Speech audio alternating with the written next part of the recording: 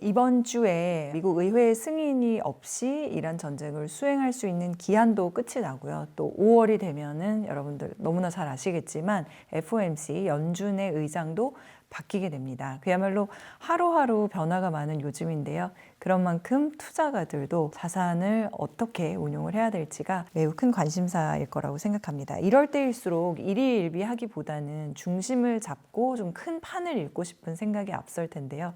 일상에서는 쉽지가 않죠. 그래서 저희가 모셨습니다. 판을 읽으려고 노력하시고요. 또 역사 속에서 지혜를 얻어내는 분이십니다. 요즘 활동이 많으신데요. 김창익 작가님 모셔보겠습니다. 안녕하세요. 안녕하세요. 네. 제가 굉장히 설렜습니다. 왜냐면 언론사 선배님. 네네. 사실 언론계에서 거의 25년 가까이를 네네네. 경제 전문 기자로 활동을 하셨던 분이시니까 네. 이런 분은 어떤 식견을 가지실까 간단하게 자기소개 부탁드릴게요. 돈세이돈 포함해서요. 네.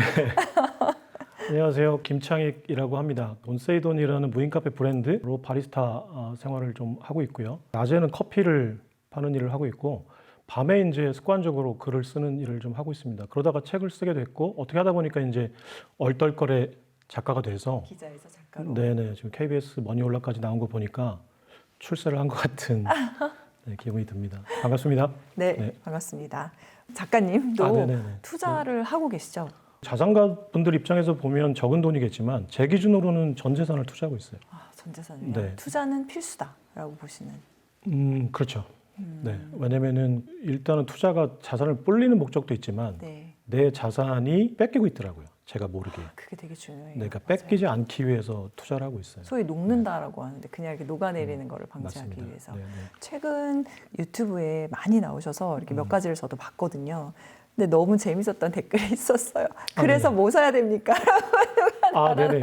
그래도 저는 이제 사실 뭐 사라 이렇게 종목 같은 거를 얘기를 안 하고 그냥 뭐 사야 될지는 본인들이 판단하는 게 좋다고 생각해요. 네. 그래서 가격이나 종목 같은 것들은 가능하면 얘기를 안 하려고 하는데 네. 보시는 분들이 그것까지 원하신다면 저는 만약에 뭐를 사라라기보다는 제가 사고 있고 제가 살려고 하는 것들이 뭔지를 그냥 말씀을 드리면 그게 이제 시청자분들께서 그냥 본인들이 판단하시고 네. 동의하신다면 사시고 동의하지 않는다면 다른 걸 찾아보셔야 되는 상황이라고 생각합니다.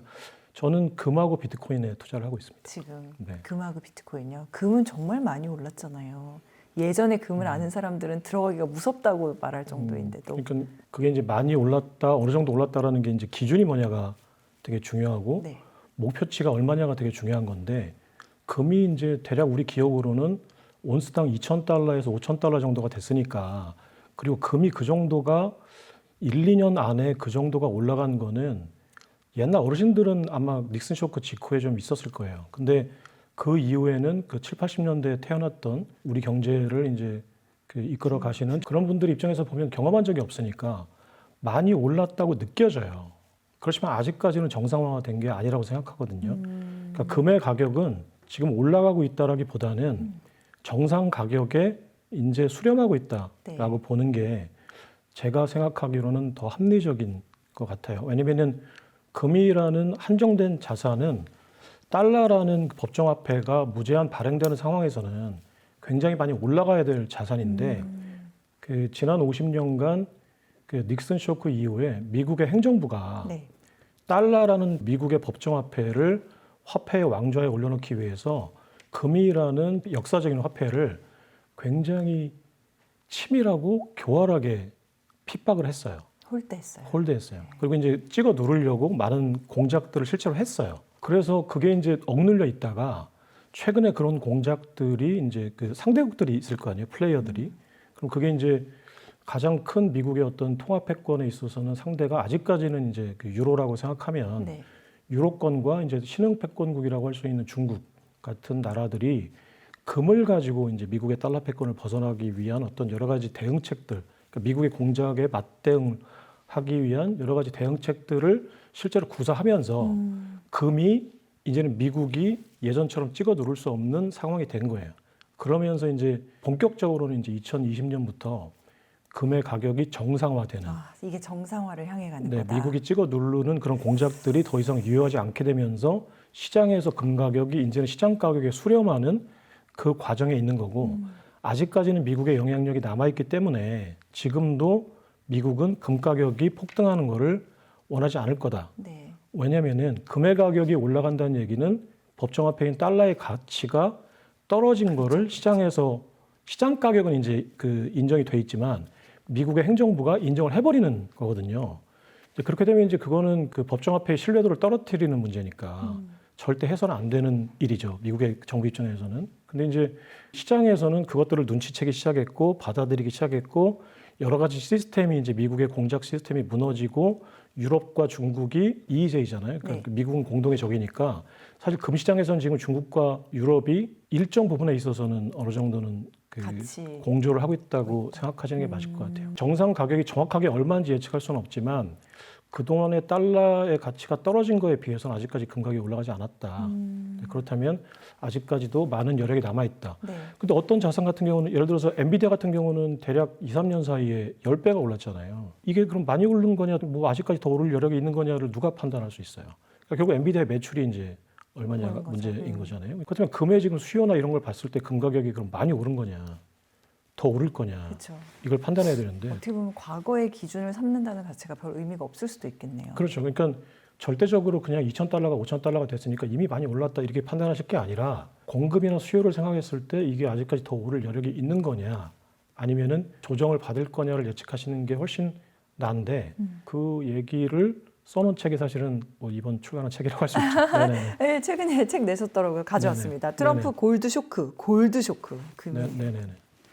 근데 그러면 골드라는 금과 디지털 골드라고 하는 비트코인에 투자를 하고 계시다고 이제 네네, 말씀을 맞습니다. 해주셨는데 최근에 두 개가 같이 안 갔던 적도 있었다고 저는 느꼈거든요. 그러니까 그 본질하고 시장에서 인식하는 거하고의 차이가 있는 것 같아요. 근데 금이라는 역사적인 전통 자산은 5,000년 동안 이제 화폐 역할을 금이 시장에서 해오면서 네. 대중의 인식과 금이 가지고 있는 본질 사이에 간극이 제로가 거의 됐는데 비트코인이라는 거는 컴퓨터로 만들어진 코드인데 전 세계 70억 인구가 이거를 금이라는 어떤 본질로 이해하기에는 너무 짧은 시간이었잖아요. 그러니까 사람이 가장 인간다운 거는 사실은 우리 뇌가 뭘 받아들이는데 지체 시간이 있어요. 컴퓨터처럼 그냥 딱 입력하자마자 그냥 산출 값이 딱 나오는 게 아니라 사람은 자신들이 익숙하지 않은 어떤 정보가 딱 들어오면 그걸 받아들이는데 굉장히 시간이 오래 걸려요. 그게 저는 AI와 사람과 가장 큰 차이점이고 별개 얘기지만 네. 최종적으로 그러면 인간과 AI가 무슨 차이가 있어라고 하면 저는 이 지체 시간이 인간을 가장 인간답게 해주는 요소라고 생각하거든요. 생각해 볼게, 잘 모르겠는데 기억해 볼게, 이런 인간은 하잖아요. 네네네.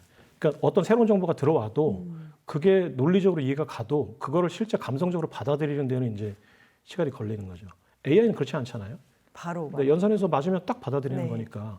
그래서 저는 창의력도 그 AI가 다 할 수 있는 건데 이런 지체, 인간다운 지체는 그 AI가 따라갈 수 없는 거죠, 절대로. 그 입력하면 따라갈 수 있겠죠, 그것도 이제 그렇죠. 그런 그렇게 척해라. 보일 수는 있겠죠. 근데 아직까지 비트코인은 인간이 이 지체 시간을 겪고 있는 것 같아요.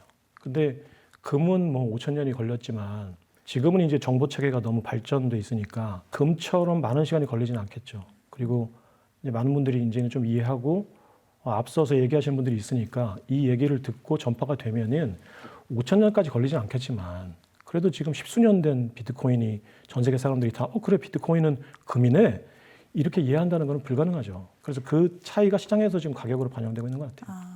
그런 얘기도 있었어요. 최근에 트럼프 대통령이 이제 다시 대통령이 되고 나서 비트코인이 이제 정말로 많이 높게 평가되고 오를 거다, 가격이. 그랬는데 생각보다 트럼프 행정부에서 지지부진한 것 같아가지고 그게 반영돼서 비트코인 가격도 한동안 횡보세였다. 네네. 그게 뉴욕타임즈인가 이제 그 트럼프 프리미엄이 이제 없어진 거를 최근에 1억 8천만 원을 찍은 비트코인 가격이 작년 10월 10일 날 대폭락한 다음부터 네. 대략 한 절반 정도까지 이제 줄어들었는데 여러 가지 요인이 있는데 트럼프가 집권한 다음부터 대략 오른 만큼 빠진 거예요, 공교롭게.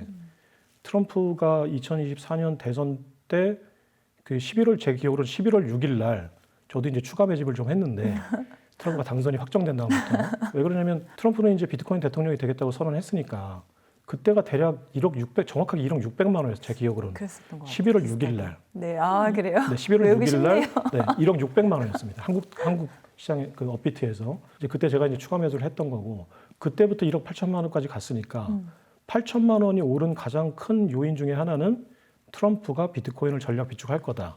제도권 안으로. 네, 그 기대감이죠. 여러 가지 요인이 있었겠지만 근데 트럼프 대통령이 약속한 대로 3월 6일 날 이제 행정명령에 서명을 하고 그해 7월 달에 비트코인을 전략 비축할 수 있는 실행 방안을 발표를 하기로 했었는데 7월 30일 날 이제 발표하는 내용 중에 실제로 비축하는 내용이 없었어요. 그 데이비드 sak스라는 크립토 짜르가 언론에 발표를 했는데 거기 내용 중에 어떤 방식으로 예를 들어서 뭐 부동산을 팔아서 뭐 금을 팔아서 아니면 모르겠다 우리 세금으로 사야겠다라든지 어떤 구체적인 방안이 없으니까 이거 트럼프가 이거 안 사는 거 아닌가?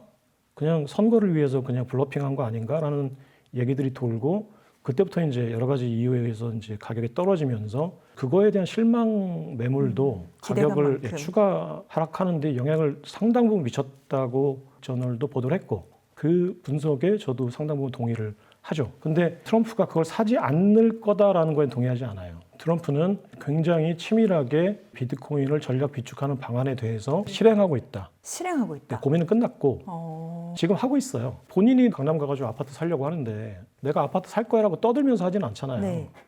가격이 올라갈 텐데 지금 비트코인 100만 개를 비축하겠다라고 하는 매수 주체가 내가 비트코인을 어떤 식으로 살 거야라고 떠들면서 하면 내 손해인데 그걸 하겠어요? 바보가 아닌 다음에. 그러니까 몰래 다 사놓고 그러고 나서 얘기하겠죠. 나 100만 개 샀는데 얘기했죠. 그게 이제 중간선거 전에는 얘기하겠죠.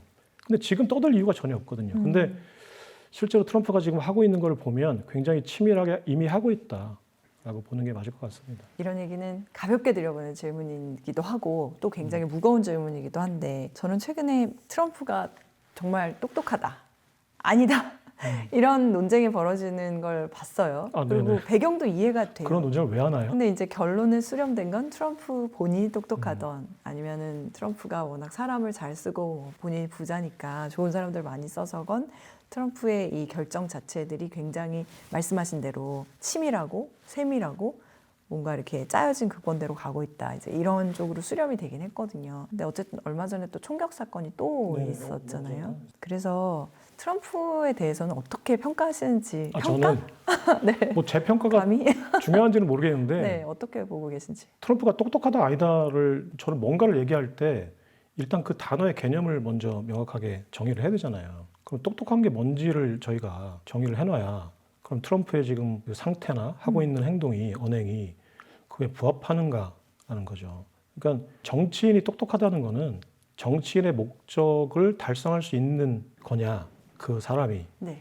라는 건데 저는 트럼프가 정치적인 목적을 명확히 하고 있고 그 목적에 트럼프가 펼치는 정책이 부합해요. 100% 부합하기 때문에 트럼프는 누구보다 스마트한 사람이라고 생각해요. 트럼프의 정책 목표는 90%의 지지층을 규합해서 정권을 연장하는 거라면 그래서 예전에 이제 그 금융 중심의 어떤 세계화 경제 질서를 다수의 피해자인 그 제조업 중산층 중심의 이제 반세계화 경제 질서로 바꾸려고 하는 게 트럼프 마가인 거죠. 마가인 거죠. 네. 그러니까 그걸 이제 그 직관적인 언어로 이제 트럼프가 표현한 게 미국을 다시 위대하게 하겠다고 했는데 여기서 아메리카라는 거는 미국의 제조업 중산층을 얘기하는 거예요. 그렇다면 지금 트럼프는 마가 전략으로 공화당의 이제 대선 후보가 돼서 대통령이 2번 됐고 네. 트럼프가 1기와 2기 때 일관되게 추진하고 있는 모든 정책은 이 마가 전략에 부합하거든요. 그럼 트럼프는 똑똑할 뿐만 아니라 실행력까지 갖춘 지도자죠. 그래서 트럼프가 똑똑하냐 아니냐라는 논쟁은 저는 의미가 없다고 보고 그리고 뭐 트럼프가 즉흥적이다 뭐 무슨 이런 얘기들 많이 하면서 트럼프의 지금 행동을 조금 배관시하고 분석하시는 분들이 있는데 그건 저는 무의미하다고 생각해요. 트럼프가 똑똑하거나 아니건 그게 뭐가 중요하겠어요. 지금 트럼프가 하고 있는 전략이 무엇이고 그 전략이 지금 관철이 되고 있는 건지가 중요한 거고 그러면 그 관철되고 있는 현재의 상황이 우리한테 어떤 영향을 미치느냐가 중요한 거지 지금 나와가지고 트럼프가 그러면 뭐 본인이 트럼프보다 똑똑하다고 얘기를 하는 건지 뭐 IQ를 얘기하는 건지 뭐 EQ를 얘기하는 건지 뭐 음악 기구를 다루는 능력을 얘기하는 건지 불명확하잖아요. 그런 얘기를 할 때. 근데 저는 트럼프는 누구보다 자신의 정치 전략에 부합하는 행동을 일관되게 하고 있다. 거기서 우리가 꼭 주제하고 넘어가야 될 건 뭐예요? 예를 들면 일각에서는 트럼프는 정책적으로 보면 너무나 그 유동성을 증가시키는 정책을 쓰고 있어서 이게 어떤 미국의 금융 위기로까지 이어지지 않을까, 뭐 이게 걱정된다 이런 얘기들도 들리거든요. 트럼프의 정책 목적은 아까 지금 말씀드린 대로 이제 미국의 제조업 중심의 실물 경제 위주로 바꾸려고 하는 거니까. 그럼 트럼프가 지금 양적 완화나 이제 통화량의 팽창을 통해서 네. 하려고 하는 것도 사실은 무역 적자와 재정 적자를 일정 부분 줄이겠다라는 거거든요. 그러니까 세계화라고 하는 우리가 이제 글로벌라이제이션이라고 하는 그 경제 구조가 전 세계 파이 특히나 이제 그 주도했던 미국의 GDP를 양적으로 성장시키는 데는 분명히 성공을 했어요. 제가 정확한 숫자는 생각 안 나지만 닉슨 쇼크 이후에 대략 30배 정도가 GDP가 성장을 했다는 걸로 제가 예전에 자료를 본 기억이 나는데 그러면은 내가 먹을 수 있는 빵이 이제 실질 명목은 좀 다르지만 어쨌거나 지금 눈에 보이는 내 빵의 크기가 30배가 됐거든요. 근데 그렇다면 성공한 거죠. 세계화는. 근데 이게 누구의 성공이냐가 되게 중요했던 거예요. 다들 뭐 빵이 커지니까 막 좋다고 했는데 그리고 미국이랑 강대국이 그 월가를 중심으로 민주당을 중심으로 이제 세계화를 추진한 다음에 전 세계가 다 자유무역으로 잘 먹고 잘 사는 것처럼 보였는데 실제로 이제 그 안에 들어가서 세밀히 좀 따져보니까 30배가 커진 빵을 29개 이상을 특정한 나라가 소수가 먹고 있는 거예요. 네, 그 미국 내에서. 그렇다면 30배가 커진 것도 소용없고 심지어는 예전에 작은 빵을 나눠 먹을 때 나는 한 조각이라도 먹었는데 이제는 커진 빵을 먹을 때는 나는 그 한 조각만큼도 못 먹는 거예요. 절대적으로도. 상대적으로도 당연히 이제 덜 먹게 됐지만 절대적으로도 세계화 이전에 비해서도 우리 할아버지가 지금 그 예전만큼 못 먹고 있는 거예요. 그래서 이게 도대체 왜 그런 거냐?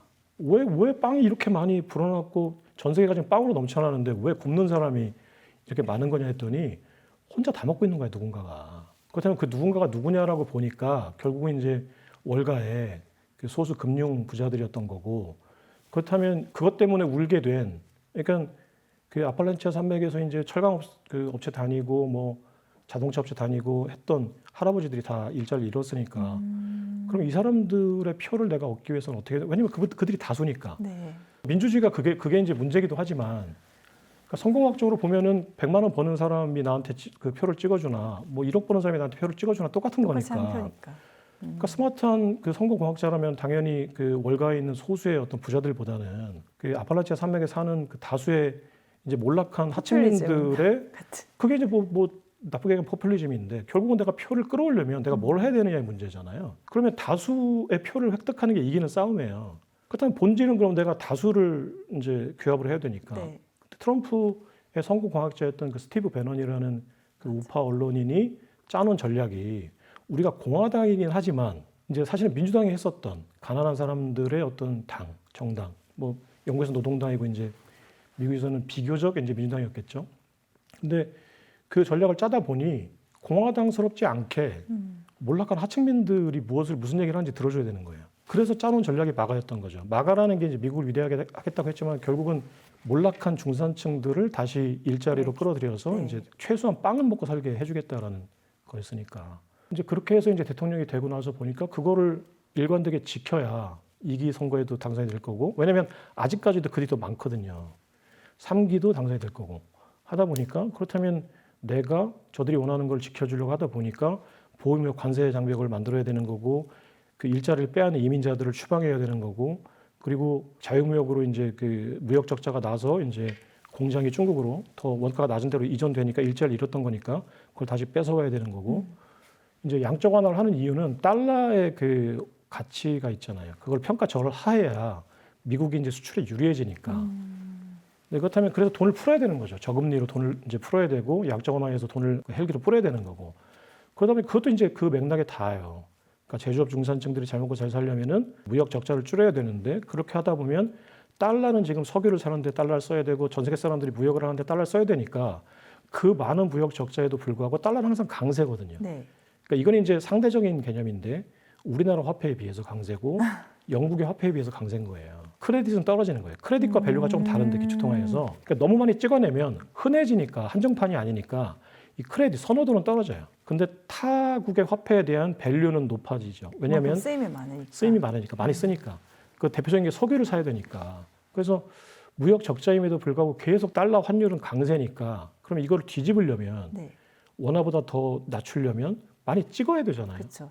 일단 많이 찍자 돈을. 그래도 좀 무역 적자 좀 해소해 보자 그거죠. 이거는 사실은 근데 장기적으로 보면은 부합하지 않는 측면도 분명히 있는데 어쨌거나 트럼프는 뭐 4년이잖아요 집권 기간은. 일단 그 기간 동안에는 어쨌거나 무역 적자를 줄이겠다는 거니까 그 이후에 뭐 이게 뭐 역풍으로 돌아와서 뭐 어찌됐건 그거는 그 다음 정권의 문제인 거고 정치는.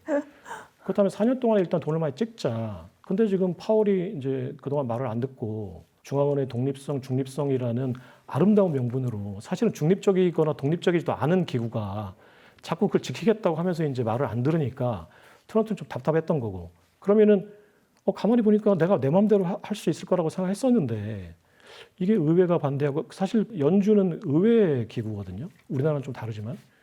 그러니까 의회를 등에 업고 연준이 계속 이제 그 중립성, 독립성을 명분으로 이제 말을 안 들으니까 그렇다면 의회와 연준을 우회해서 그 돈을 풀 수 있는 방법이 뭔가를 이제 또 참모들하고 같이 논의를 했던 거고 그 돈풀기 트럼프 표 돈풀기를 이제 이번에 신임 연준 의장이 이제 케빈 워스인가요? 워스가 5월 15일로 취임을 하게 되면 트럼프식의 역사적으로 없었던 경제학 교과에서 없었던 트럼프식의 돈풀기를 하겠다는 거죠. 겉으로는 케빈 허스도 독립성을 주장하면서 자기 꼭두각시 아니라고 하고 있긴 그 정도 되는 자리에 올라가는 사람들이 중립적이거나 독립적이지 않아요, 절대.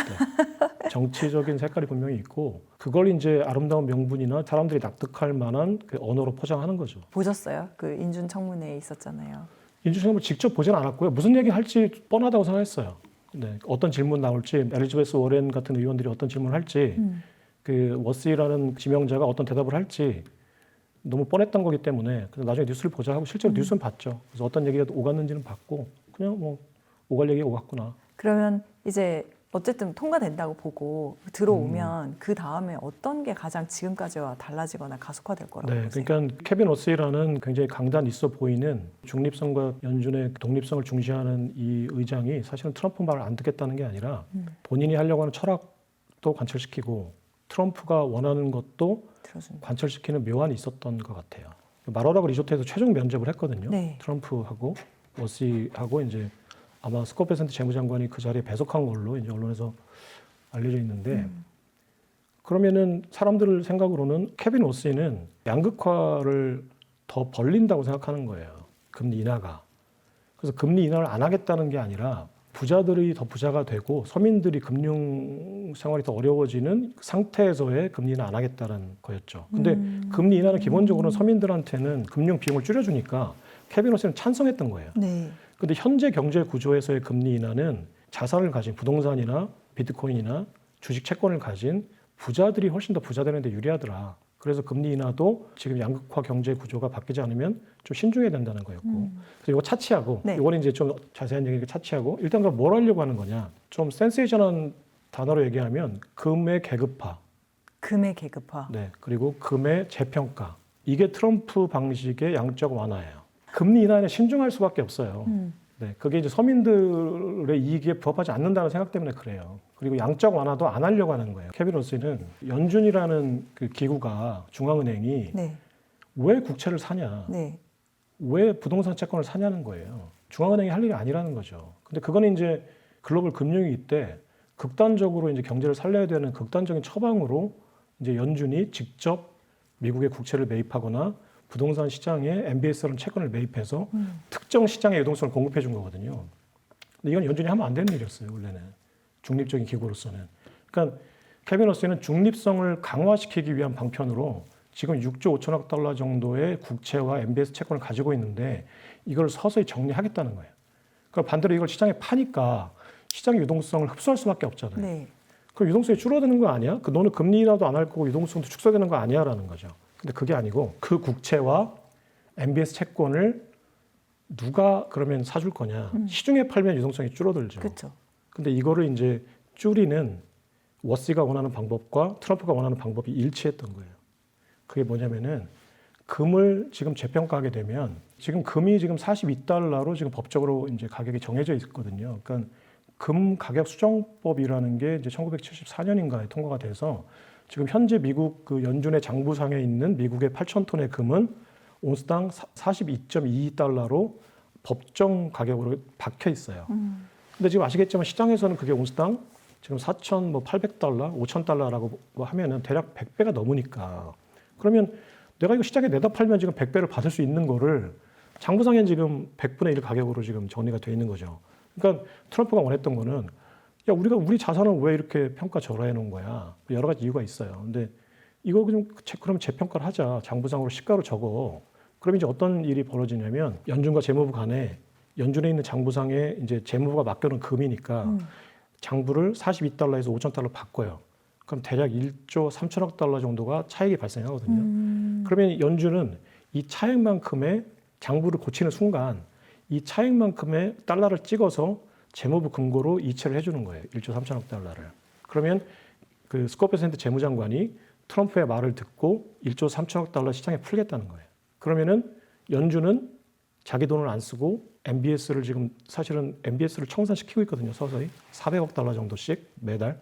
그래서 자기는 이제 필요 없는 자산을 줄이고 그러면 트럼프는 양적 완화 어떻게 해야 되지? 금액을 재평가하는 방법으로 재무부가 이제 양적 완화를 하겠다. 네. 그러니까 양적 완화라는 거는 경기 부양책이기 때문에 연준이 할 일이 아니고 행정부가 할 일이다. 그러니까 정상화시키자 이제 기능을. 그러니까 연준은 연준이 할 일을 하고, 그러니까 통화 정책, 금리 정책으로 인플레이션 관리를 하고 트럼프의 네. 언어대로 하면 너네 인플레이션 관리나 하고 딴 거 하지 마 이제는. 너 지금 딴 거 안 하겠다고 하는 인물 아니야? 그러니까 너 딴 거 안 하게 해줄게. 대신에 금을 재평가해. 그래서 우리 할아버지가 물려준 그 가격이나 좀 제대로 평가하자. 네. 그래서 금을 재평가해서 재무부에 싸주면 우리 행정부가 알아서 할게. 너 자꾸 독립성, 중립성 얘기하니까 자꾸 골치 아프니까 너 그럼 네가 원하는 대로 해라. 그럼 그다음부터 우리가 알아서 할게. 그러니까 재무부가 재정 정책은 하고 연준은 본연의 역할을 통화 정책만 하고. 그러면 연준이 원하는 통화 정책의 중립성도 강화되는 거고 트럼프가 하려고 하는 돈 풀기도 할 수 있는 거고. 그걸 지금 워시 신임 의장과 이제 스콧 베센트 재무장관과 트럼프가 하려고 하는 거예요. 호흡이 잘 맞는 거네요. 네, 딱 아구가 맞았던 거죠. 네, 근데 그 시장에서 이제 워시가 매파로 알려져 있으니까 그럼 양적 완화 금리는 안 하겠네? 그럼 돈 안 풀리겠네? 그럼 자산 가격이 떨어지겠네? 그럼 내가 투자한 거 똥값 되겠네? 그러면 내가 트럼프 싫은데? 이렇게 된 거죠. 근데 그게 아니라 다른 방식으로 하겠다.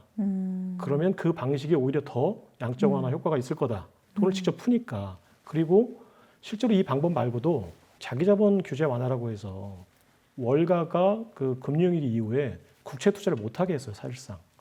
니네가 자꾸 파생 상품 만들어 가지고 이 분탕질을 해 놓으니까 자꾸 금융위기가 벌어지는 거 아니야. 그래서 그때 이제 그 정부가 만들어 놓은 그 룰이 이제 안전자산이 국채에 투자할 때조차도 네. 100만 원어치 살려면 적어도 5만 원은 니네 금고에 넣어놔라. 준비자산을 넣어놔라. 그래야지 국채 투자해라. 그러니까 이거 5만 원이면 100배 레버리지 쓰면 500만 원 투자할 수 있는데 못 하게 되는 거잖아요. 월가는. 그러니까 국채 투자 안 한 거예요. 그러니까 트럼프가 가만히 얘기 들어보니까 내가 양적 완화할 수 있는 방법이 있는데 월가가 원하는 게 이제 그 규제 완화해주면 우리가 국채 사줄게라고 자꾸 이제 와가지고 귓속말로 하니까 꼴보기 싫어 죽겠는데 저 얘기가 나한테 이득이 되는 거니까 내가 규제만 완화 살짝 해주면 그동안 자기 자본 넣어놨던 거를 100배 레버리지 써가지고 국채 사주겠다고 하니까 그 SLR 규제 완화라고 해서 SLR, 네. 4월 1일부터, 그러니까 실제적으로는 올해 1월 1일부터 이제 대형 은행들은 했어요. 네. 이미 하고 있고. 근데 지난 4월 1일부터는 이제 그 전국에 있는 모든 은행, 소형 은행까지 SLR 자기 자본 규제를 완화해 줬어요. 그러면 이렇게 됐을 때 그 레버리지 투자로 실제로 국채 시장에 유입될 수 있는 100%다 국채 시장으로 들어온다면 이런 전제로 맥시멈 6조 달러가 시장에 풀릴 수 있어요. 그러니까요. 네, 그러면 아까 얘기했던 금을 재평가하고 SLR 규제를 완화함으로써 풀리는 돈이 7조 달러잖아요. 네. 근데 이 돈이 어떤 돈이냐면은 팬데믹 위기 때 미국이 7조 달러 풀겠다고 했거든요. 딱 그만큼이에요. 근데 미국이 실제로 푼 돈은 4조 달러 풀었어요. 그때 대략 한 6조 달러 정도에서 9조, 그러니까 거의 10조 달러까지 미국의 자산이 늘었거든요. 연준의 자산이. 그 얘기는 그때 그 연준이 4조 달러를 풀었다는 얘기예요. 근데 4조 달러를 풀었을 때 그때 자산 가격이 얼마큼 올랐는지 보시면 지금 트럼프 표 양적 완화를 통해서 시장에 풀려고 하는 돈은 지금 그 2배인 거예요. 물론 그게 이제 일시적으로 풀리진 않는 거지만 네. 또 하나는 이제 얘기가 나왔으니까 트럼프 표 양적 완화 중에 가장 중요한 게 스테이블 코인인데 맞아요. 스테이블 코인. 사람들은 스테이블 코인이 이제 그 준비금의 구조 때문에 국채를 팔기 위한 수단이라고만 생각하죠. 그것도 물론 중요한 문제고. 근데 스테이블 코인이 트럼프 입장에서는 더 중요한 게 뭐냐면은 스테이블 코인이 활성화가 될 경우에는 그동안 은행이 못했던, 은행은 9 to 5니까 그게 카드를 긁거나 우리가 뭐 할 수는 있지만 실제로 은행 밑단에서 이 이체가 되거나 실제로 자본이 이동하는 거는 9 to 5거든요. 다 퇴근해버리면 아무도 안 하는 거예요. 은행은. 근데 스테이블 코인은 24시간이 가능해지니까 산술적으로 이 거래할 수 있는 거래량이 3배가 되거든요. 근데 이게 이제 트럼프 표 대표적인 양적 완화예요. 왜냐면은 우리가 흔히 얘기할 때 양적 완화라고 하는 거는 통화량의 이 퀄리티만 따지거든요. 퀄리티 Q라는 것만. 근데 실제 경제에서 GDP를 늘리는 방법은 이 Q를 늘리는 방법이 있고, 이걸 이제 M2 통화량이라서 M이라고 보통 표현하는데 그냥 양이니까 제가 Q라고 그냥 여기서는 할게요. Q라고 하는 방법이 있고, 통화 하나가 양이잖아요. 네. 근데 이 양이 제가 지금 앵커님하고 계속 거래하는 거예요. 그냥 장난으로. 자, 이체했습니다. 확인하세요. 그리고 이체됐습니다. 그럼 저한테 또 이체를 해줘요. 이체했습니다. 서로 계속 주거니 받거니 하면 이 일이 왔다 갔다 하면서 100이 돼요. 2, 3, 4, 5, 6, 7, 8 거래량이 늘어나면, 그러면 이거를 찍어내서 늘어나는 속도가 더 빠르겠어요? 우리 둘이 막 앉아가지고 계속 거래하면서 늘어나는 속도가 더 빠르겠어요? 그 통화량을 늘리려면 돈을 찍어내는 건 한도가 있으니까 아무래도 이제, 근데 둘이 계속 앉아가지고 막 거래를 하고 있어요. 그럼 이게 계속 이제 옆에서 누가 이렇게 똑딱이로 이제 숫자를 세고 있으면 이게 이제 V 벨로시티 속도라고 해요. 그래서 통화량을 실제로 늘리는 효과는 Q를 늘리는 방법이 있고 이 V를 늘리는 방법이 있는데, 그동안의 모든 행정부나 모든 경제학자들은 이 V를 늘리는 건 불가능하다고 봤어요. 왜냐면은 은행 시스템은 똑같고 이 V를 늘리려면 거래를 많이 해야 되는데 사람들의 거래 패턴이, 소비 패턴이 하루아침에 바뀌지 않으니까 내가 어제까지 고기 싫어했던 사람인데 갑자기 스테이크 썰러 가지는 않잖아요. 그러니까 이 소비 패턴은 바뀌지 않는다. 그래서 이 V는 거의 상수였거든요. 경제학에서, 경제학 교과서에서. 그러니까 양적 완화는 Q를 늘리는 것밖에 몰랐어요, 사람들이. 근데 트럼프가 가만히 자꾸 옆에 와가지고 누가 비트코인 좀 사라고 막 떠들어서 처음에는 막 이 사기꾼들 그랬는데 계속 얘기 들어보고 그 아들 얘기도, 에릭 트럼프 얘기도 들어보니까 뭐 아버지 뭐 하면서 얘기를 들어보니까 이 V를 늘리는 방법이 있는 거예요. 그러니까 이게 이제 결국은 스테이블 코인으로 거래 시간을 산술적으로 늘리면 거래량이 기본적으로 늘어나죠. 밤에 거래하고 싶었는데 못했잖아요, 그동안은. 근데 밤에 거래할 수 있어요. 그럼 산술적으로 3배가 늘어나요. 그리고 스테이블 코인은 돈을 복사하는 거기 때문에 일단 스테이블 코인이 발행되는 순간 이 M이 스테이블 코인에서는 2배가 되죠. 그럼 6배가 증가하는 거예요. 산술적으로만 해도. 그리고 이제 나중에 이제 AI 에이전트라는 기술이 발전해서 프로그래머블 하다고 하잖아요. 그러니까 프로그램이 가능해요. 그 스테이블 코인은. 그렇다면 내가 굳이 저녁에 늦게 눈 시뻘겋게 거래를 하는 게 아니라 그냥 다 프로그램 입혀놓고 나는 자고 있으면 돈이, 오렌 버핏이 내가 자고 있을 때 돈이 들어오지 않으면 이제 거지가 된다고 쓰니까 그 방법이 스테이블 코인인 거예요. 그럼 트럼프는 이거 스테이블 코인이 2조 달러의 국채를 빅테크들이 사주겠다고 해서 얘기를 들어봤는데 가만히 들어보니까 벨로시티를 증가시키는 좋은 방법이구나. 좋은 거네. 스테이블 코인 하자. 그래서 클라리티 법안 빨리 통과시키자 지금 이러고 있는 건데 자꾸 은행들이 이자 주지 말라고 이제 자꾸 이제 토시를 달고 있으니까 지금 트럼프 눈에는 얼마나 믿겠어요.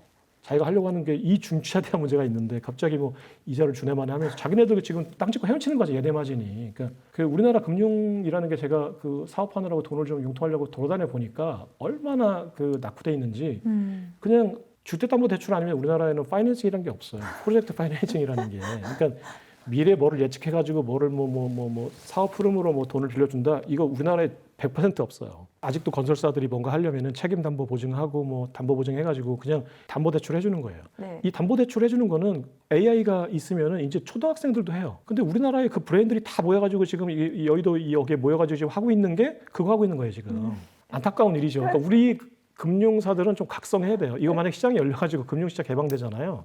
100% 깨집니다. 지금 우리나라는 파이낸싱이라는 게 담보대출밖에 없어요. 투자가 필수냐라는 질문을 제가 드렸거든요. 네네네. 맞는데 그게 뭐 자산 증식의 의미도 있지만 내가 가진 돈을 지키기 위해서의 의미도 크다라고 말씀을 하셨거든요. 저는 그때 이제 생각난 게 지금 70년대, 80년대생들이 이제 중추적 역할을 하고 있고 사실 그 부모 세대 분들은 지금 이제 리타이어를 하신 상황에서 있는 돈으로 부를 지키면서 노후를 언제까지 계속될지 모르는 노후를 준비하셔야 되는 상황인데 그런 분들은 이런 거 모르시면은 진짜 자산이 그냥 정기예금만 하다가는 녹아내리는 그런 위기의 순간도 겪으실 수 있다는 네, 생각이 저는 그러니까 들어서요. 저는 그래서 우리 세대보다 우리 세대와는 다른 통화 정책을 경험했던 60년대 이전 세대들이 지금 훨씬 더 위험한 상황이라고 생각해요. 왜냐면은 위험한 상황. 우리 세대는 저금리 세대거든요.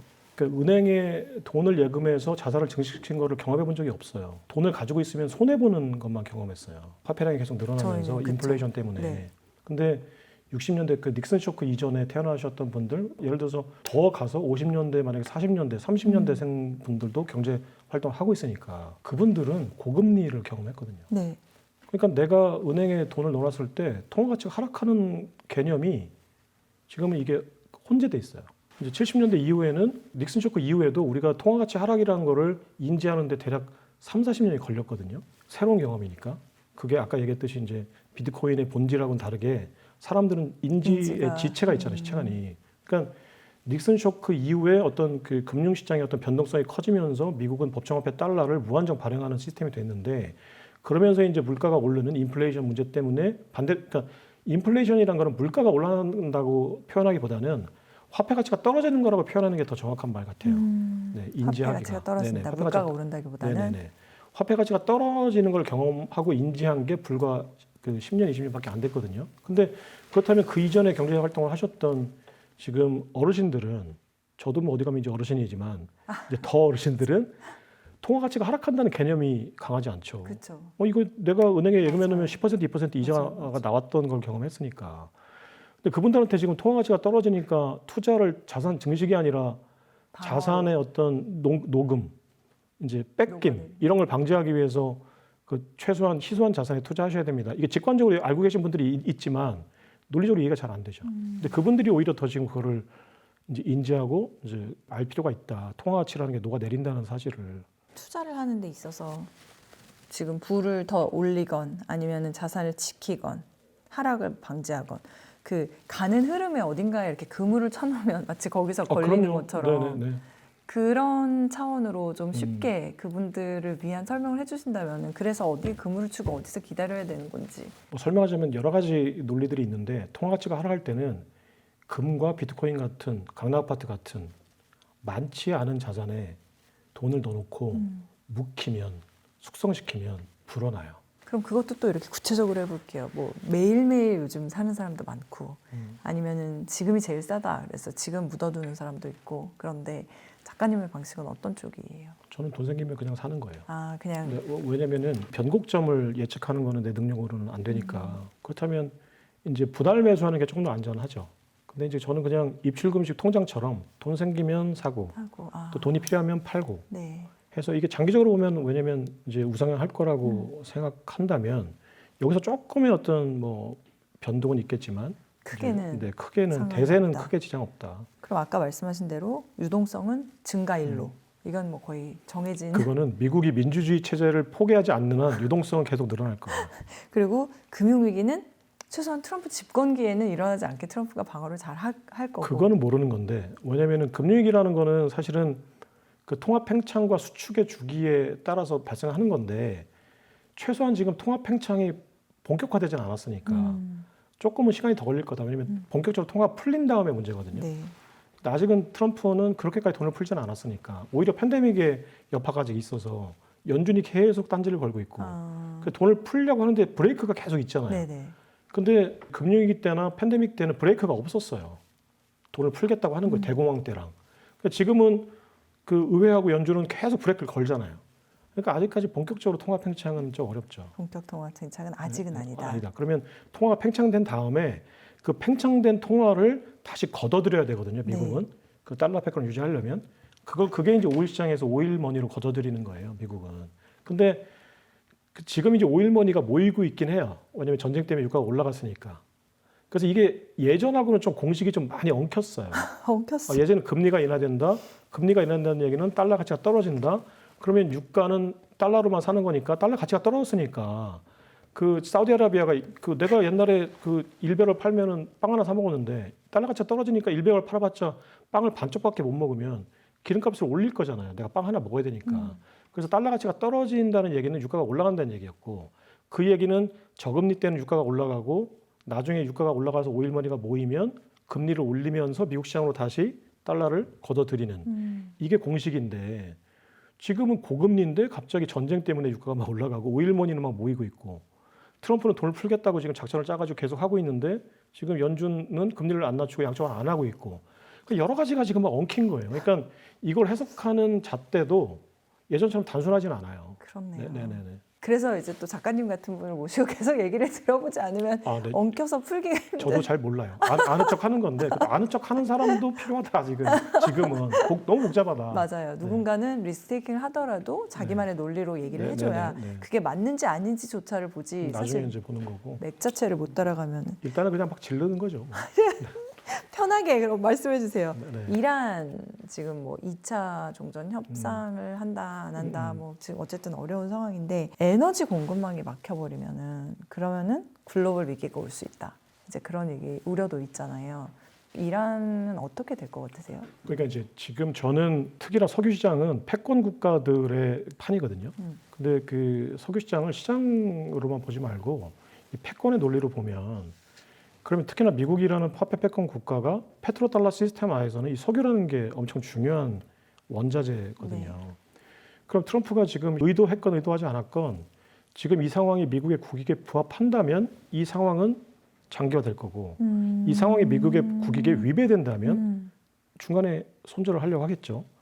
근데 제 생각에는 지금 뭐 또 뉴욕타임즈나 이런 데서는 트럼프가 뭐 패닉에 빠졌다 뭐 지금 하는 걸로 봐서는 정신 상태가 되게 불안정하다 뭐 이런 얘기들이 나오는데 네. 내가 트럼프라면 지금 마라라 리조트에서 골프 치면서 이란 협상 야 그거 시간 안 되면 안 가도 돼 이럴 것 같아요. 미국의 국익에 부합한다. 네. 현재까지. 하다고 생각해요. 왜냐하면 제조업 공급망을 재편하는데 굉장히 유리하고 미국이라는 에너지 패권 지금은 미국이 세계 제1의 산유국이잖아요. 셰일가스 때문에. 네. 그러니까 미국이라는 에너지 패권을 가지고 있는 국가 입장에서 보면 호르무즈 해협이라는 어떤 이 초크 포인트가 목이 졸라져서 유가가 상승하는 게 지금 트럼프가 하려고 하는 그 마가라는 정책에 부합해요. 그렇다면 트럼프는 굳이 이거를 빨리 종료시킬 이유가 별로 없다.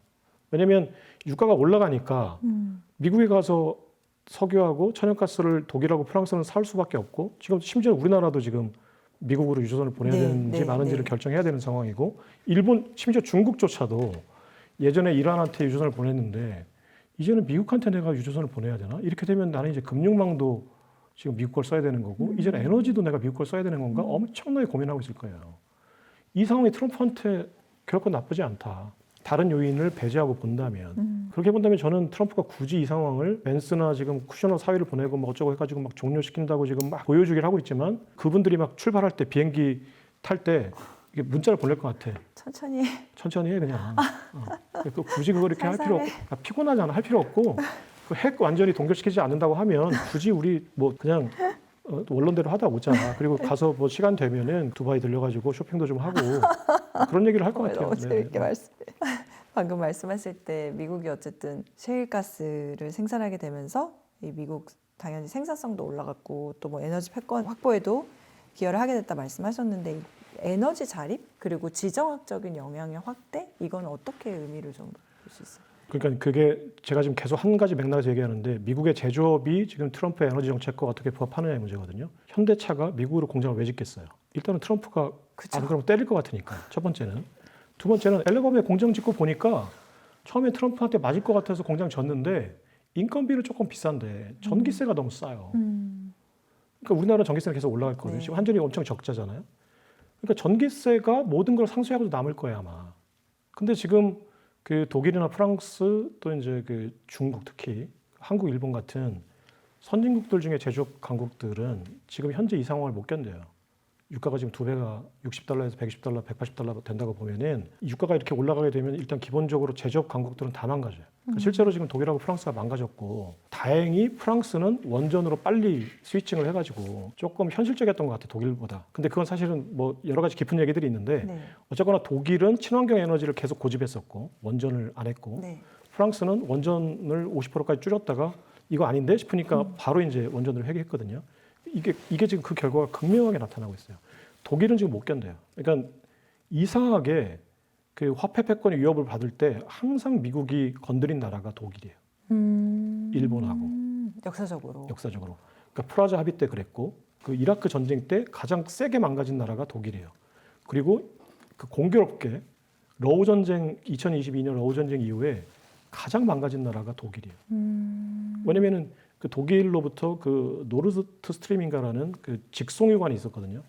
그러니까 독일이 프랑스하고는 달리 원전을 포기할 수 있었던 이유는 러시아로부터 그 천연가스를 대량으로 수입해서 유럽 시장의 허브였어요. 천연가스 공급망이었어요. 근데 갑자기 이상하게 2022년 러우 전쟁 이후에 갑자기 노르드 스트림 그게 발트해 속에 이제 해저 송유관이 있는데 그게 폭파됐어요. 누가 했는지 아무도 몰라요, 아직은. 근데 독일의 지금 현재까지 수사로는 우크라이나가 했다. 그 실행한 소는 우크라이나의 특공대들이 어떤 요트를 빌려서 발트해 수십 미터를 잠수해서 폭탄을 설치한 걸로 이제 지금 수사기관들이 발표를 하고 있거든요, 실제로 언론에. 그러면 뭐 우크라이나가 어쨌거나 실행은 했다. 근데 그게 과연 우크라이나가 했을까? 근데 독일이 노르트 스트림이라는 러시아 송유관이 망가진 다음에 가장 이득을 본 나라. 어떤 사건이 벌어졌을 때 가장 유력한 용의자는 그걸로 이득 본 사람이잖아요. 그러니까 남편분이 죽었을 때 보험이 있다 그러면 의심 받을 거 아니에요? 그러니까 그걸로 본다면 지금 가장 큰 이득을 보는 용의자는 미국이죠. 왜냐면은 독일이 러시아로부터 천연가스 수입을 못한 다음에 천연가스 어디로부터 사오느냐? 미국으로부터 사오고 있어요. 네. 그리고 독일의 제조업체들이 다 망가졌어요. 지멘스, 뭐 BMW, 폭스바겐 다 망가져가지고 그 제조업체들을 지금 텍사스 오거스틴에 옮겼어요, 실제로. 그렇다면 미국은 왜 이렇게 많은 이득을 받냐? 에너지 가격이 올라가서 그래요. 그러면 이란 전쟁 이후에 그게 더 올라갔어요. 그렇다면 굳이 지금 트럼프가 만약에 에너지 패권의 어떤 재편 그리고 글로벌 제조업 공급망의 재편을 목적으로 뭔가를 하고 있다면 네. 지금 이 상황이 조기 종료시킬 이유가 없어요. 실제로 어떤 핵 위협이라는 어떤 변수를 제외하면, 그러니까 기준을 이제 그 맥락에서 보면 제조업 공급망과 에너지 패권이라는 기준에서 보면 이 상황은 지금 트럼프는 그냥 파티하고 있는 거다라고 봐도 무방하다는 거죠. 책을 최근에 내셨으니까 책 얘기로 조금 마무리를 해보고 싶은데 책을 굉장히 많이 내셨더라고요. 여러 권. 저는 네. 이게 이제 처음 읽어본 책이었는데요. 이번 책에서 아직 과거 책을 읽어보지 않았으니까 새롭게 좀 추가된 관점이라고 하면 어떤 점이 있을까요? 서문에는 이제 재테크 책이라고 했는데 재테크를 위해서 공부해야 될 게 저는 역사라고 생각했어요. 그래서 이 책은 오늘부터 벌어질 일에 대한 역사책이야. 오늘부터 벌어질 일에 대한 네, 역사. 과거에 대한 얘기가 아니라 사실은 오늘부터 이제 미국을 중심으로 금 시장과 비트코인 시장에서 한 1년 정도 벌어질 일을 다룬 책이다. 아까 말씀드린 대로 미국은 왜 금을 재평가해서 양적 완화를 하려고 하는 거냐. 그리고 그 일부를 비트코인을 100만 개 정도 그걸 통해서 사들여서 다른 금으로 이제 키우려고 하는 거냐. 네. 그러니까 왜냐면은 재정 문제를 지금 해결하려면 금이라는 어떤 자기가 가지고 있는 자산을 극대화해서 팔아야 되는데 그래서 금을 재평가하려고 하는 거고. 근데 이 금의 가격 상승률보다는 가만히 보니까 비트코인 가격 상승률이 높잖아요. 최근 한 15년간 네. 실제로 그랬고. 그러니까 이거를 살짝 비트코인을 바꿔놓으면 이게 이제 더 불어날 것 같으니까. 근데 아직은 비트코인이 뭔지 잘 모르겠고. 그러니까 100% 다 바꾸기에는 이제 여러 가지가 불편하고. 그럼 한 10분의 1 정도는 금으로 바꿔놓고 90%는 우리가 40조 달러에 달하는 이제 부채 문제를 끌고 가는데 활용해보자. 이런 차원에서 이제 금을 재평가하고 비트코인을 비축하겠다라는 전략인데 이게 그래서 그렇기 때문에 공교롭게 금이라는 실물금과 비트코인이라는 이제 디지털 실물금이 네. 공교롭게 또 연동이 되는 상황이고. 근데 이게 가만히 보니까 50년 전에 트럼프 입장에서는 닉슨 선배가 공화당 선배가 했던 그 금태환 정지라는 이 쇼크하고 디테일은 조금 다르지만 90%는 일치하는 거예요. 그 상황과 목적이.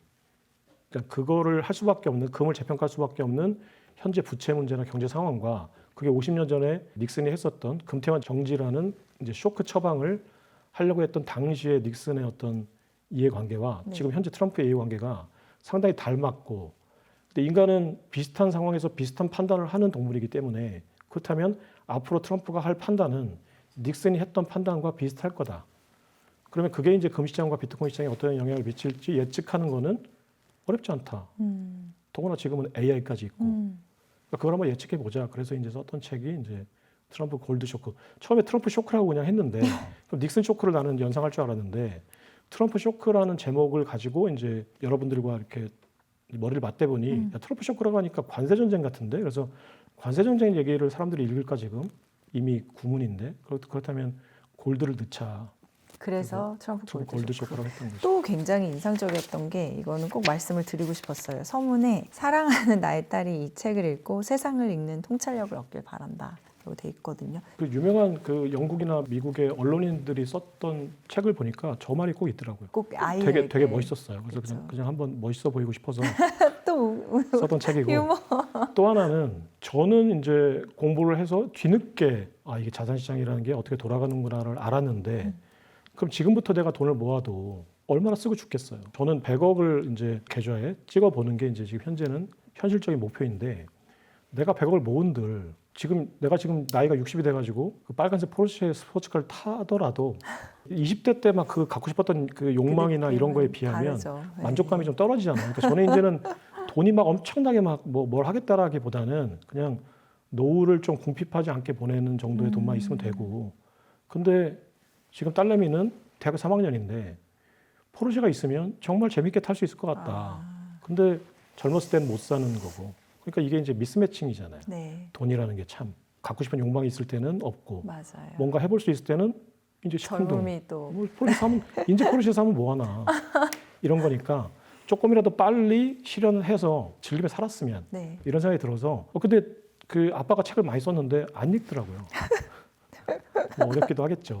그래서 대신 이 방송 보여주시는 걸로. 그래서 이제 첫 책을 쓴 게 이제 2005년이었는데 그때 딸이 태어났어요. 그래서 그 첫 책이 월저 바보라는 화폐 전쟁과 관련된 네, 내용이거든요. 네. 근데 이거를 딸이 언젠가 읽겠지라고 그때 이제 썼던 게 10살이 됐을 때 이해하지 못하더라도 읽었으면 좋겠다. 그게 이제 그 첫 책에 이제 써놨던 글귀인데 이제 지금은 어렵지만 사실 저도 뭐 지금 이 나이 들어서 이해하는 부분을 써놓은 거니까 지금 20살 먹은 뭐 대학교 3학년 학생이 읽기에는 좀 어렵죠, 내용이. 근데 어렵더라도 좀 일단 읽다 보면 제가 지금 딸한테 대학에 갔을 때 제일 먼저 주문했던 게 학점 못 받아도 좋고 아무것도 안 해도 좋고 네가 4년 동안 뭘 할지 고민을 해봐야 되는데 그러려면 매일 신문을 읽어라. 이해 안 갈 거다. 하지만 매일 읽어라 그래도. 그럼 한 3, 4년 지나고 나면 그때부터 이제 뭔가 좀 보이기 시작할 거다. 그때 가서 뭐가 보이기 시작하면 어마어마하게 보일 거다. 그래서 지금 무조건 읽어봐라. 그래놓고 이제. 여러 권 중에 그러면 작가님을 알고 책을 시작한다 그러면 이거부터 시작하면 됩니까? 오늘부터 벌어질 저는 역사를 그러니까 하셨으니까. 이게 이제 5손가락 깨물어서 아픈 손가락 없다고 하는데 솔직히 조금 더 정이 가는 책이 있긴 있더라고요. 아 그래 뭐예요? 그 책이에요. 이거예요. 네, 굉장히 정이 가는 책이고. 이게 정이 가는 책이다. 네네네. 신문 요즘도 읽으세요? 그럼요. 저는 매일 하루 시작할 때 제가 바리스타이기도 하거든요. 커피 뽑아서 앉아가지고 2시간 동안은 무조건 무슨 일이 있어도 신문 읽어요. 몇 개 정도? 3개 정도. 3개 정도요. 네네네. 얼마나 걸리세요, 그럼? 그게 이제 한 가지 좀 이슈가 눈에 띄는 게 있어서 그걸 좀 파헤치다 보면 뭐 한 4시간 걸리는 경우도 있고 4시간이요? 최장적으로 제가 보니까 17시간 동안 아무것도 안 하고 그것만 그 질의응답 AI고 질의응답하면서 그 이슈만 정리했던 적이 있어요. 17시간 동안. 근데 기본적으로 일단 읽는 시간 한 2시간 정도 읽죠. 매일 2시간 매일, 정도 매일 신문을 읽죠. 네네. 읽는다. 신문 기자셨으니까. 신문 기자 때는 안 읽었어요. 여쭤봐서. 일하는 것 같아서. 마지막 질문은 이렇게 하겠습니다. 금, 비트코인 가져야 될 것 같다고 생각하시는 분들 많을 것 같아요. 왜냐하면 어쨌든 달러 중심의 금융 시스템은 전과 같지 않다. 약화되고 있고 비트코인은 어떤 그냥 단순한 투자 자산이 아니다.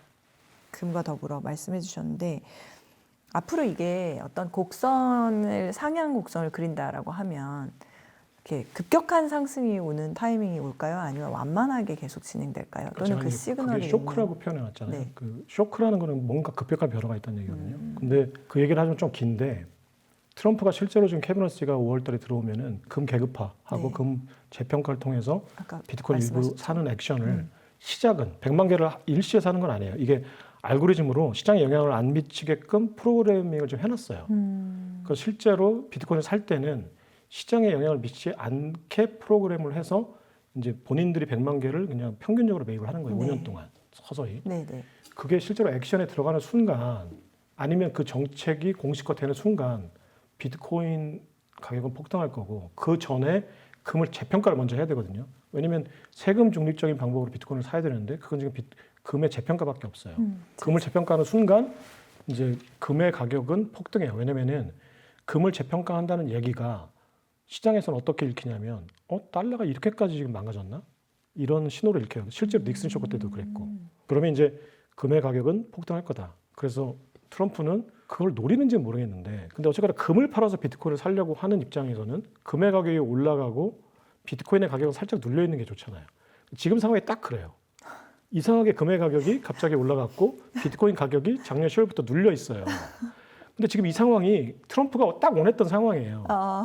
했다라고 할 수는 없는데 그러니까 트럼프는 지금 금 가격이 더 올라가면 좋죠. 그쵸. 왜냐면 내가 팔아야 되니까. 맞아요. 팔고 직관적으로 살 거니까. 뭐 얘기하면 장부를 정리하는 거지만 그냥 여러 사람들 이해하기 좋게 하면 금을 파는 건데 내가 팔 물건의 가격이 올라가면 얼마나 좋아요. 그래서 금의 가격은 이제 올라갈 요인이 있고 실제로 트럼프가 금을 재평가하겠다고 케빈 허스가 실무 작업은 케빈 허스가 하는 거예요. 연준 의장이 이제 우리 스콧 베슨 재무장관하고 곧 제가 볼 때 5월 달 정도 되면 CNBC 정도 되는데 나와서 둘이 악수하면서 우리는 금을 재평가해서 재무 상태를 개선할 거다. 이게 이제 신재무부 연준 협약이에요. 네. 그 협약을 하겠다고 사인하는 그 세레모니를 하는 순간 금의 가격은 폭등해요. 네, 그리고 지금 제가 이제 다른 매체나 이런 데서는 그 예측되는 것이기 때문에 2달 전부터 근거가 뭐냐 계속 사람들이 물어볼 때도 그냥 무시하고 계속 얘기만 했어요. 근데 이거는 반드시 벌어질 일이라서 뭐냐면은 최근에 매체에 나오더라고. 근데 그게 뭐냐면은 비트코인이 금융자산이 아니라 미국의 안보자산이 됐어요. 그렇죠. 이 얘기는 네네. 사실 계속 나왔죠. 네네. 안보자산이 됐다라는 순간 펜타곤이 비트코인 네트워크를 관리해야 돼요. 그리고 얘기하자면 조금 복잡한 얘기긴 한데 트럼프가 2024년 필라델피아인가 펜실베니아 유세에서 그 비트코인을 우리는 비축할 거야. 미국을 비트코인 수도로 만들 거야. 왜? 그랬더니 중국이 보유할 거기 때문에 라고 얘기했거든요. 그게 굉장히 직관적인 트럼프의 언어로 얘기한 거예요. 우리는 왜 보유해야 돼? 중국이 할 거니까 우리가 안 하면. 그럼 중국은 왜 할 거야? 중국이 안 하면 우리가 할 거니까. 얘기를 한 건데 이게 뭐냐면 그 내쉬의 게임 이론이었어요. 네. 그 근거가 되는 이론이. 네. 근데 뭐 복잡하니까. 근데 네. 내쉬의 게임 이론은 뭐냐면 핵무기랑 똑같아요. 핵무기를 안 쓸 거예요, 아무도. 중국하고 미국하고 그게 미치지 않고서는 안 쓸 거 아니에요? 둘 다 폭망할 텐데. 근데 그럼 왜 그 많은 돈을 들여서 핵무기 비축 경쟁을 했을까? 네. 내가 비축하지 않을 때 중국이 비축하면 유럽이 비축하면 이란이 비축하면 그 다음에 우리가 입을 손실이 내가 그냥 매몰 비용을 들여가지고 핵을 비축했을 때 비해서 너무 크기 때문에 그냥 매몰 비용일지언정 비축하자라는 거거든요. 이게 이제 서로 비축 경쟁이고 네. 네. 이게 내쉬의 게임 이론이에요. 네. 서로 비축 경쟁이 네. 벌어지는 불가피한 게. 그러니까 내쉬의 게임 이론은 결과적으로 그냥 문돌이 입장에서 개념만 얘기하면 이 게임 이론에서 찾은 이 균형점 이외에 다른 모든 선택은 이 균형점에 비해서 손해예요. 그렇다면 경제적인 효율성을 생각했을 때 이 균형점대로 해야 돼요. 다른 답은 없어요. 근데 미국은 지금 비트코인을 안보 자산으로 비축하는 거를 이 내쉬라는 그 수학자가 만들어 놓은 게임 이론으로 판단한 거예요. 이게 무슨 얘기냐면 그 수많은 브레인들이 모여가지고 했을 거 아니에요. 미국의 그 똑똑한 애들이. 그럼 이 얘기는 피해갈 방법이 없다는 얘기예요. 중국도 러시아도 우리나라도. 근데 우리는 지금 넉넉고 있어요. 무슨 얘기냐? 지금의 1억 원에 살 거를 나중에 100억 원, 1000억 원에 사야 돼요.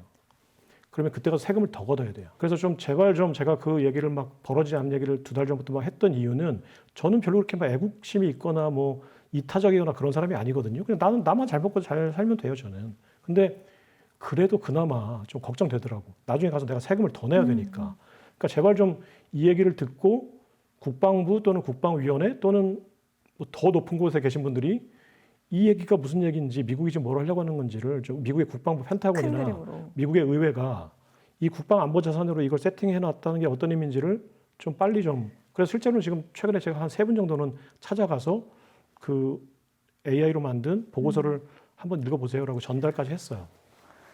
굉장히 암울한 결과를 이제 봤는데 그래서 제가 세금을 더 내야 되는 상황이 됐어요, 이미. 앵커님도 세금을 더 내게 될 거예요.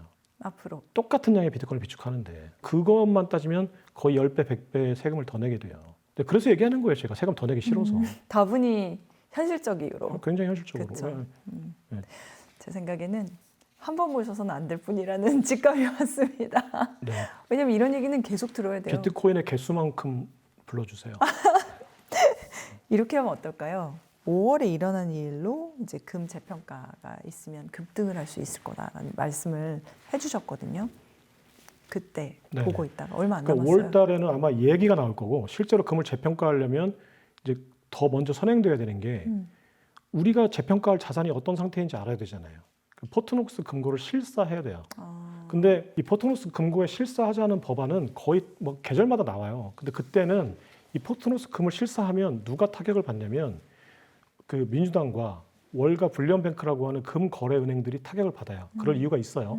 그렇기 때문에 공화당이 금 보유고 실사 법안을 발의하는 거는 다른 법안을 통과시키기 위한 지렛대로 발의를 했던 거예요. 실제로 막 실사하자 이게 아니라 우리가 이 법안을 발의하면 쟤네가 와서 협상하니까 네. 야 그거 뚜껑 따면 우리 뭔가가 드러나니까 감추려면 다른 거 얘기 들어줘야 되니까 그런 협상의 지렛대였는데 작년 2025년에 6월 달에 하원이 11월 달에 상원이 발의했어요.